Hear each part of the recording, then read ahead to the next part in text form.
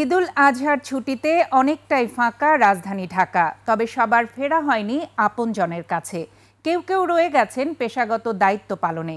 এমন সব মানুষের গল্প তুলে ধরেছেন সহকর্মী শফিকুল ইসলাম।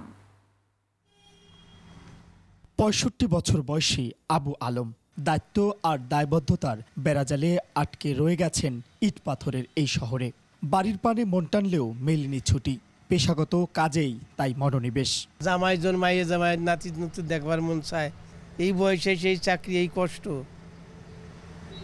অসম্ভব। সানবিট সব দিবে সামাল। সানবিট ম্যাজিক প্রেস ডিশওয়াশিং এর মাথা ঘোরানো সলিউশন। ঈদের মধ্যেও ২৪ ঘন্টা নাগরিক সেবা দিয়ে যাচ্ছেন চিকিৎসা ও নিরাপত্তা নিশ্চিতে দায়িত্বে থাকা ব্যক্তিরা, যাদের কাছে পেশাগত দায়িত্বই মূল। যদিও বাড়ি থেকে ফোন দেয়, ফোন দিলেই ফোনে সান্ত্বনা, আর কিছু করার নাই।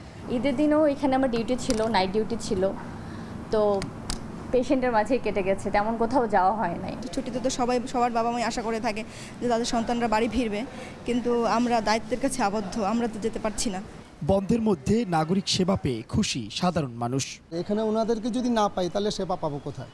তো সেই ক্ষেত্রে আমাদের জন্য এটা অনেক বড় একটা প্রাপ্ত। বন্ধের ভিতরে সেবা দিয়ে যাচ্ছে, তো এই কারণে আমরা অনেকভাবে উপকৃত হচ্ছি।